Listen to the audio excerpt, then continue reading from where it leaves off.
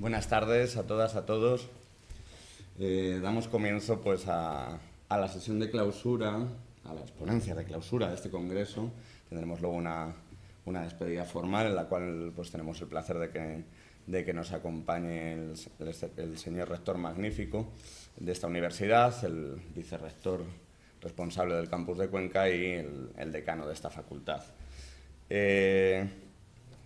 No obstante, esta sesión que me corresponde presentar, esta última sesión de ponencias, es sin duda especial, pues bueno, de un lado porque me corresponde introducir a mi amigo, compañero y en fin, compañero de viaje, ¿no? De fatigas. de fatigas, Javier Espinosa.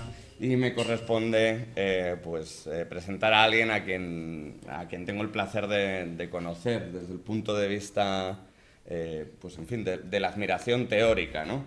Voy a presentarlos uno por uno, es decir, primero presentaré al profesor Javier Espinosa y luego presentaré previamente a su ponencia a la investigadora y profesora Beatriz Gibú. Bueno, Javier, además de compañero de viaje y de fatigas, es doctor en filosofía por la Universidad Complutense, hace mucho tiempo, y desde el año 2000, pero no ha cambiado mucho la facultad, no se crean. Desde el año 2001 es profesor titular del Departamento de Filosofía, Antropología, Sociología y Estética de la Universidad de Castilla-La Mancha, departamento que tenemos algunos la suerte de compartir, ¿no? con él. Participa en diversos proyectos de investigación, entre los cuales cabe destacar el de incertidumbre, confianza y responsabilidad, claves epistemológicas de las nuevas dinámicas sociales en la era digital, abreviado INCORRES. Sus principales intereses, por sintetizarlo de alguna manera, en términos de investigación, son aquellos referidos pues, precisamente al cosmopolitismo, al tratamiento de la pobreza en el mundo, al tratamiento de la pobreza en la comunicación y en la esfera pública global, y cuestiones tan decisivas como la identidad, el multiculturalismo o la condición de los derechos humanos en las sociedades múltiples y diversas que habitamos, ¿no? En nuestra contemporaneidad. Es profesor en la Facultad de Comunicación, donde imparte en el grado de periodismo. Es profesor aquí en la Facultad de Humanidades del campus de Cuenca, donde imparte pensamiento contemporáneo. Y es profesor también del Máster de Antropología y Producción y Comunicación Cultural, donde imparte Antropología de la Globalización y Crítica Cultural. Entre las múltiples publicaciones que atesora Javier en su obra, me gustaría destacar una publicación de la cual hablábamos el otro día, una publicación que la gente conocía porque efectivamente se trata de un trabajo mayúsculo, ¿no? Y esa no es otra que Inventores de la Paz, Soñadores de Europa, siglo de la Ilustración, donde Javier Espinosa se preocupó de llevar a cabo un análisis exhaustivo de todos los proyectos de paz que se redactaron en Europa entre los siglos XVII y XVIII, con excepción de los rusos. Ahí hubo de pararse, hubo de poner un límite al trabajo, porque aprender ruso para descifrar esos dos proyectos de paz que se editaron en Rusia ya era demasiado. Entre otros trabajos, también cabe destacar la traducción de la obra de Narcís Clot, La República Universal, así como sus múltiples obras, artículos y publicaciones editadas en torno a Spinoza. Bueno, sin más, te doy la palabra y las gracias de antemano. Muchas gracias a ti por todo lo que has organizado el Congreso y por la presentación. Yo tenía aquí un título, pero lo voy a cambiar, porque después de haber oído a Juan Carlos, en vez de las fronteras de la pobreza, lo voy a titular Las fronteras o los muros de la pobreza. Así queda un poco más... Bueno, Cuando la gente oye hablar de fronteras de la pobreza o muros, se imagina unas líneas espaciales que dividen el mundo entre los países en situación de pobreza y los países en situación de riqueza. Bueno, las fronteras de la inmigración. Pero no son las únicas fronteras. Voy a hablar de unas fronteras que me parecen un poco más sutiles, pero no por ello menos importantes. Empezaré hablando de las fronteras temporales, de las personas en situación de pobreza. El futuro es su frontera o es su muro. Pues estas personas sueñan con comida y no con planes de futuro. Después hablaré de las fronteras de la compasión, fronteras ontológicas que fijan a las personas en situación de pobreza en la esencia de pobre. Estas fronteras nos afectan a nosotros y no nos dejan avanzar hacia la justicia global. Hay una tercera frontera que también nos limita a nosotros. Es el nacionalismo metodológico que nos impide transitar hacia instituciones globales de justicia. Y en cuarto y último lugar abordaré las fronteras del periodismo de la pobreza. Son las fronteras del mercado, pues la pobreza no vende y no tiene mercado en los medios de comunicación, lo que limita mucho el periodismo. Cuando se empieza a ver esto, al analizar el problema de las fronteras o los muros, aunque parezca paradójico, somos nosotros los que tenemos más muros y más barreras. Cuando llegue 32 o 33 minutos me dices, me enseñas eso y yo quiero acabar un poco antes de tiempo. Bueno, empiezo con la frontera del futuro. Hay una extraordinaria TED, esas grabaciones que duran 20 minutos, que entrevista a gente, que lo habla de manera muy simpática, de Mayra Arena, una joven argentina que consiguió salir del círculo de la pobreza y hablar de esta.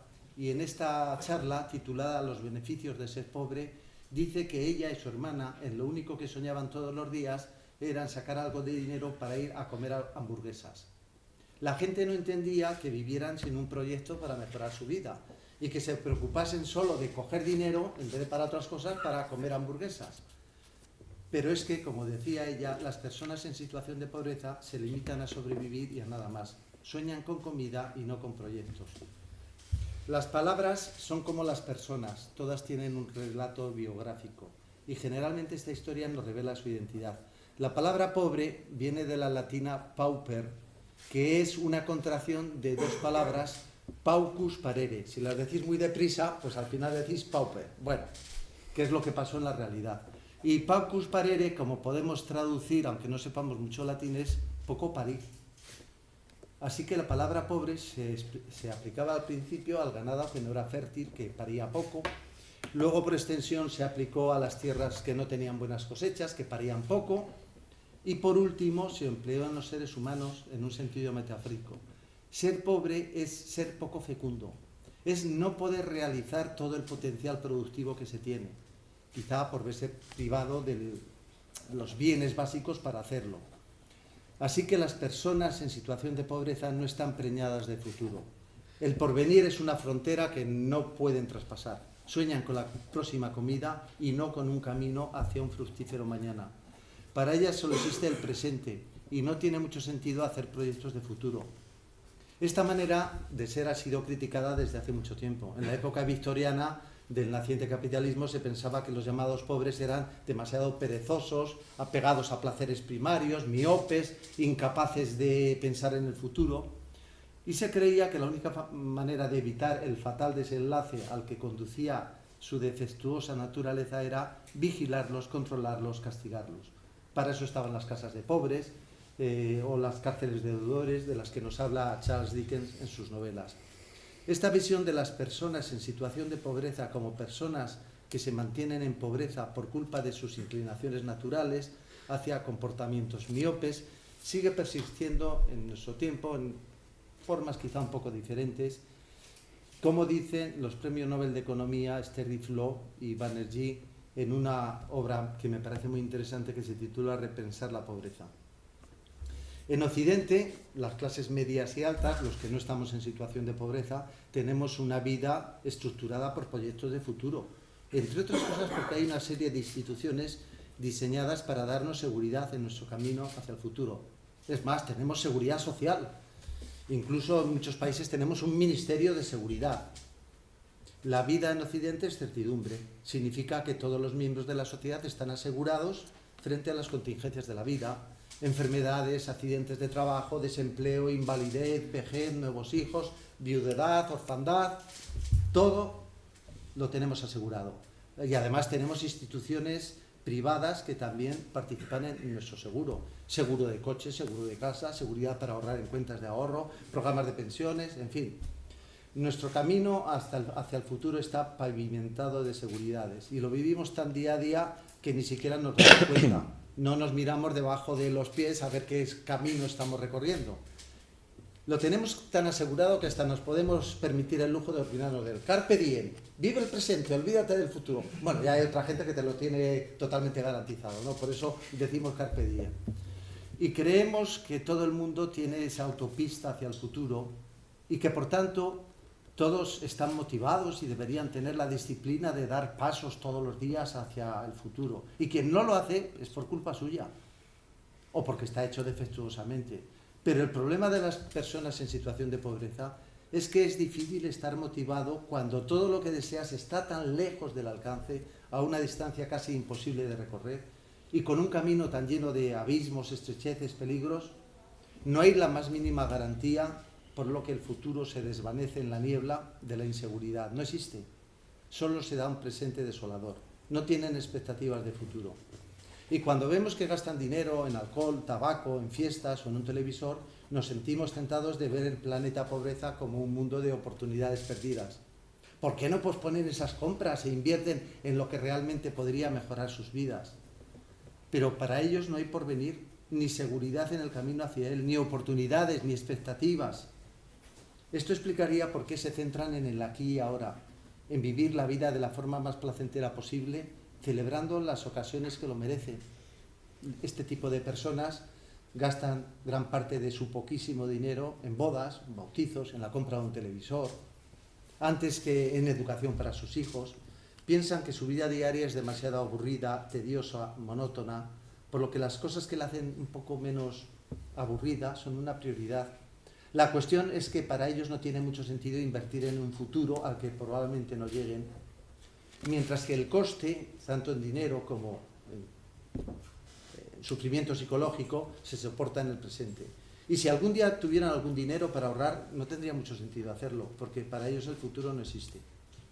Y esto se nota especialmente en la educación de los hijos. Ni los padres, ni los maestros, ni los mismos hijos, cuando se trata de esta situación de pobreza, tienen expectativas positivas en cuanto a los resultados. En sociología de la educación se habla del efecto Pigmalión, ¿no? El efecto Pigmalión es, se basa en la obra esa de Bernard Shaw, que luego se hizo una película que me parece que se llama My Fair Lady, ¿no? Donde uno espera que una vendedora de flores totalmente zarrapastrosa, si es educada en un poco de tiempo, será una dama de alta sociedad, ¿no? Y acaba así, siendo la expectativa hace que acabe comportándose como una dama de alta sociedad, ¿no?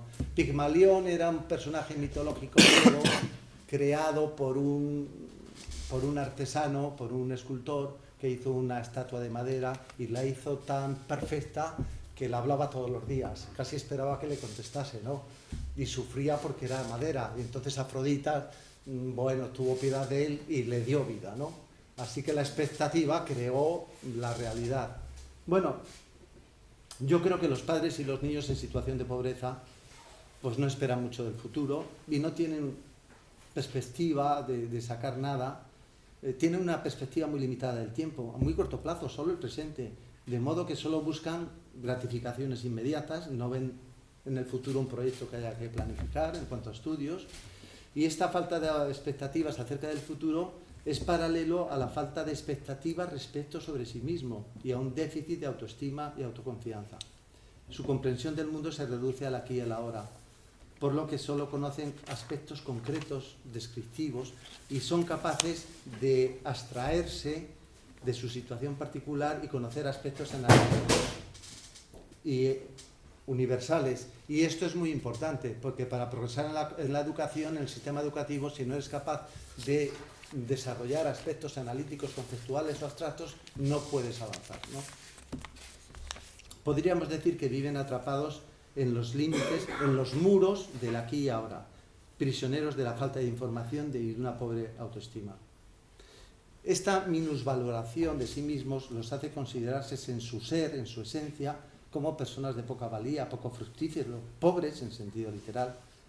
Esto en cierto modo está ligado también con una cierta ideología del neoliberalismo que considera que la riqueza es debida a ciertas condiciones intrínsecas propias de la esencia de los ricos. Cuando empieza el capitalismo, en el siglo XVII, vamos a poner ahí, XVIII, XIX, cada vez más, pues hay que legitimar porque los ricos son ricos. Y entonces la respuesta es pues, que son muy listos, tienen mucho talento y son gente muy dura que trabaja mucho. Así que parece que la esencia de la riqueza deriva de la esencia del ser de los ricos. Y en contraposición, pues claro, se hace lo contrario con los pobres. Los pobres es porque son tontos, ignorantes y vagos. Así que se ha producido así una cierta ontologización de la pobreza y de la riqueza en el ser humano. Pobre o rico no son algo adjetivo, circunstancial a las personas, sino una suerte de inherencia interna, algo que depende de su esencia. A mí me parece que casi por ontologizar la riqueza en beneficio de los ricos, se ontologizó la pobreza de los pobres para considerarles de esa manera. Bien, paso a la segunda frontera, las fronteras de la compasión. En nuestros medios de comunicación, cada vez que se habla de personas en situación de pobreza extrema en el mundo, se nos presenta un mensaje para que tengamos compasión de ellos. Se nos muestran imágenes de niños moribundos, seres totalmente debilitados en su humanidad. Se trata de estereotipos paternalistas que, más que ayudar a entender y resolver el problema, nos impulsan a sentir una cierta superioridad con respecto a ellos. En vez de tratar a los seres humanos que viven esa terrible situación de pobreza como personas con agencia, con capacidad de afrontar su situación, de determinar su vida, señalando los progresos que se van haciendo y las grandes dificultades, los presentan como meros objetos de compasión. Seres miserables que no pueden hacer nada y deben ser ayudados por nosotros. Y así llegamos a un lenguaje miserabilista. Se muestra a esas personas en situación de pobreza como seres desdichados, insignificantes, como seres miserables. El sistema de la compasión, yo creo que alguien lo ha dicho antes, aunque no, perdonadme mi falta de memoria, lleva al cansancio de la compasión. Alguien ha hablado del cansancio de la compasión. Después de una cierta sobreexposición a impactantes imágenes de niños moribundos, esas tremendas imágenes ya nos empiezan a cansar y a no provocarnos sentimientos de conmiseración. Casi podríamos decir que hay un círculo vicioso entre la compasión y el cansancio.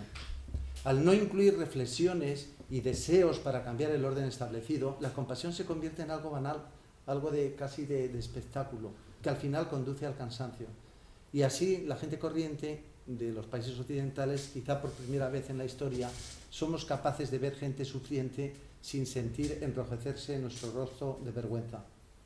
Esta manera comunicativa sobre la pobreza implica poner una distancia entre ellos y nosotros, los habitantes de los ricos países occidentales.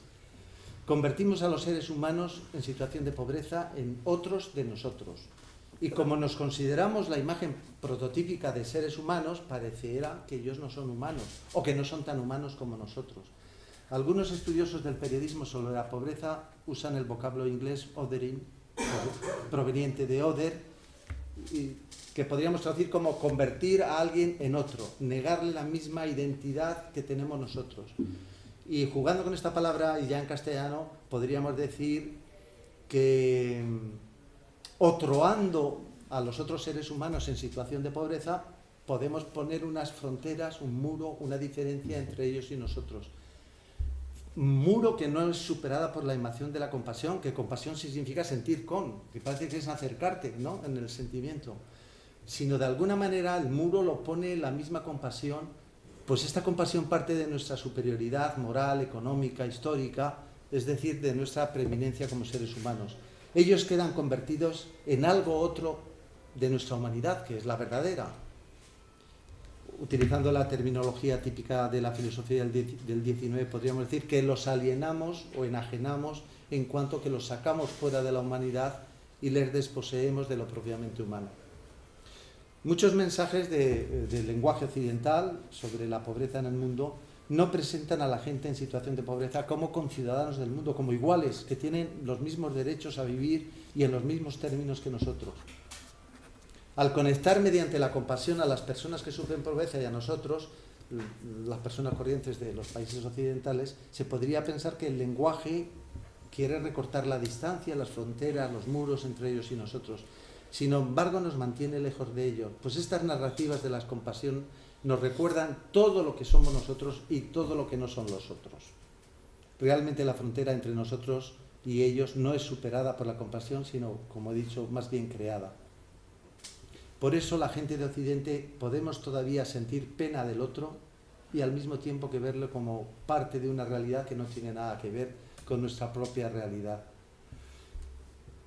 Deberíamos acabar con este tipo de discurso y entender que las personas en situación de pobreza son iguales de nosotros. Ese sentimiento de igualdad con cualquier persona del mundo supone una repoblación de esa que he llamado esencialización u ontologización de los seres humanos en situación de pobreza, que en el fondo afirma que la pobreza no es solo una situación en la que están muchos seres humanos, muchos, al menos 850 millones o 1.000 millones, sino una definición o esencia de ellos mismos. En vez de decir que son personas en situación de pobreza, solemos decir que son pobres.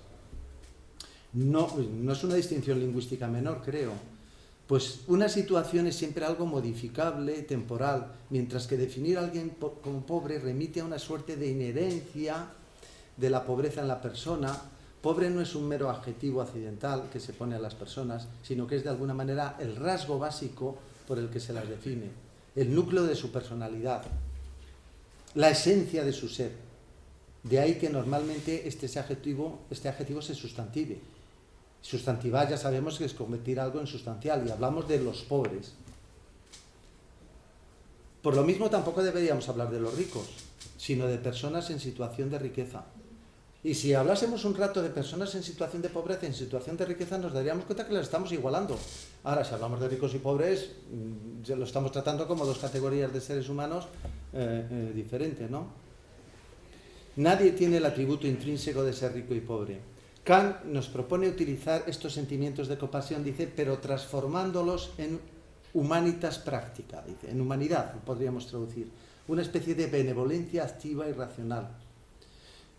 Kant nos pide que no pongamos fronteras entre los pobres y nosotros, dice literalmente, porque es un deber no eludir, sino buscar los lugares donde se encuentran los pobres para sentir en su presencia, dice, una dolorosa simpatía irreprimible. El otro día Nantum, ¿verdad?, que estuvo hablando de qué sentía cuando veía a los pobres, ¿no? Una dolorosa simpatía irreprimible.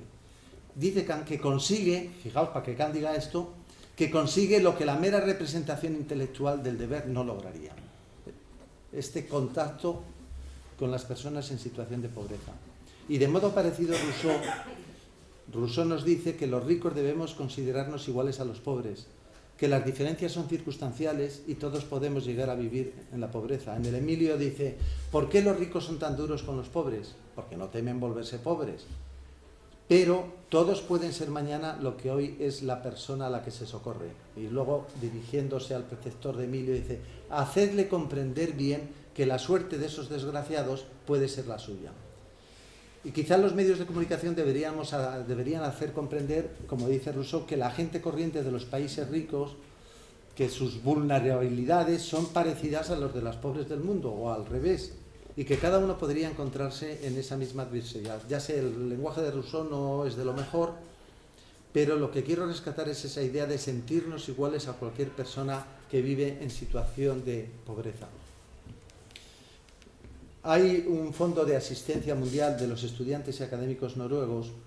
Bueno, yo no sé si últimamente está un poco alicaído, pero hace 7 u 8 años daba 2 premios a las comunicaciones y anuncios o artículos sobre la pobreza en el periodismo. Uno era el Golden Radiator, que es el radiador de oro, dorado, el bueno, y otro era el Rusty Radiator, que era el radiador oxidado, ¿no? Pues en el 2014 el Golden Radiator lo dio a un anuncio que se ve que, eso a lo mejor si lo buscáis en internet lo veréis, hay una niña occidental que empieza a celebrar un cumpleaños maravilloso, cantando Happy Birthday, todo allí, tarta, no sé qué, pero El anuncio dura 2 minutos, el anuncio se empieza a complicar por ahí, parece que empieza la guerra, empieza el hambre, la niña sufre, y le dieron el premio precisamente para ejemplificar que nosotros no somos diferentes. Nos creemos que somos diferentes, que dando algo de dinero ya basta. Pero bueno, estaba, yo creo, bien dado el premio. La tercera frontera es la frontera del nacionalismo, o el muro. De esto creo que Isabel habló un poco, y no sé, me parece que también Federico. Cuando un miembro de una comunidad a la que pertenecemos, con la que tenemos lazos, vínculos especiales, tiene graves problemas, pues tenemos una cierta responsabilidad para ayudarle, ¿no? Por ejemplo, si un niño se ha perdido, pues sentirán obligación de buscarle sus familiares, sus vecinos, las personas de su localidad. Claro, nuestro problema es, la cuestión es si el conjunto de los seres humanos, la humanidad, forma una comunidad, y por tanto si las personas en situación de pobreza son parte de nuestra comunidad y tenemos obligaciones hacia ella. Hay una línea de pensamiento, en principio diría que Rorty, que afirma que pertenecer a la misma especie biológica, la especie hombre, no significa pertenecer a la misma comunidad, porque la comunidad es algo abstracto, no es una comunidad real y concreta, te comparta un mismo modo de vida, unas mismas instituciones. No tendríamos entonces obligaciones con personas que no sean de nuestro Estado nacional. Este sí es una comunidad real, concreta, en donde los miembros comparten instituciones. Ayudar a los pobres, a las personas en situación de pobreza en el mundo sería en todo caso una cuestión de caridad, pero no de justicia, porque no pertenecen a nuestra comunidad nacional. Me parece que narrando más o menos esto mismo, no me voy a entretener. Isabel habló de Nigel, o sea que, y más o menos voy a decir lo mismo. Yo lo que quiero decir con respecto a este argumento, que parte, o lo he leído con más claridad en Rorty y luego en Nigel, que las fronteras de la nación nos impiden ver, sentir la igualdad y la justicia con las personas en situación de pobreza en el mundo. El nacionalismo en el que vivimos supone que los ciudadanos esperamos que nuestros líderes defiendan en el campo internacional nuestros intereses, aunque esto ocasione desventajas a los extranjeros. Por eso se suele decir, no se debe criticar a los gobernantes cuando van a una reunión internacional, que lo que tiene que venir es con el brazo, millones debajo del brazo que ha sacado en la reunión internacional, ¿no? Aunque produzca un orden económico que perjudica a los países en situación de pobreza. Porque claro, siempre que todos los gobernantes y todos hacen lo mismo, pues no cabe otra salida. Sería de tontos ir a una reunión de esas y perder posiciones por ayudar a los países en situación de pobreza. Thomas Pogge lo llama la exoneración del simple, que podríamos decir, una persona no puede ser tan simple que se dedica a cumplir sus obligaciones morales cuando nadie las está cumpliendo, ¿no? Y en el caso de la pobreza, un gobernante no puede ser tan simple que se dedique en las reuniones internacionales a hablar del problema de la pobreza en el mundo y no de los propios beneficios que se tiene que llevar mañana y venir, he venido aquí con 2.000 millones de euros, ¿no? Así que el político que tiene en el punto de vida el bien solo de su nación queda exonerado. Eso es la exoneración del simple. Beck dio forma, y me gusta, también se podría hablar del nacionalismo afectivo, pero Beck lo llama nacionalismo metodológico y lo define como el sistema metodológico de considerar todo desde la perspectiva nacional, no solo por parte de los ciudadanos, sino también por parte de los investigadores sociales. Lo que significa que cuando se piensa en las personas en situación de pobreza extrema en el mundo, se cree que las causas de la pobreza residen en su nación. También se aplica diciendo que primero hay que ayudar a los nacionales y cuando todo está bien, si sobran recursos, se puede ayudar a los de otras naciones. Si uno ocupa la posición, la perspectiva del nacionalismo metodológico, entonces las desigualdades sociales entre los pueblos o no son percibidas o apenas son vistas como legítimas. Y así con este nacionalismo ha habido, dice Beck, una alianza entre política y sociología para no ver el problema de la pobreza en el mundo. La mirada nacionalista nos hace ver cada país como si fuera una isla y así no vemos ningún lazo causal entre el comportamiento de los países occidentales en situación de riqueza, el orden global y la opresión, corrupción, pobreza de los países en situación de pobreza. Por lo que no nos preguntamos si estos países occidentales, que son los que realmente rigen las instituciones globales y el orden internacional, deben sentirse moralmente responsables y actuar con urgencia. A mí me gusta mucho la idea de urgencia de Walter Benjamin, que tendríamos que ver como que estamos cayendo a punto de morir para ver que el presente es un momento de cambio y no de continuidad, ¿no? Bueno, quizá todo esto nos llevaría un poco muy lejos, el análisis de todo esto, pero bueno, la primera respuesta que podríamos decir es que si no hay instituciones globales y que por eso hay todo este tremendo problema, que es el mayor problema de la humanidad, pues habría que crearlas. Así que el problema de que no haya instituciones no significa que no deba seguir habiendo. Eso es la falacia naturalista del paso del ser al deber. Lo que se debería hacer, como dice Federico Arcos, que lo tenemos ahí presente, es precisamente eso, crear las instituciones.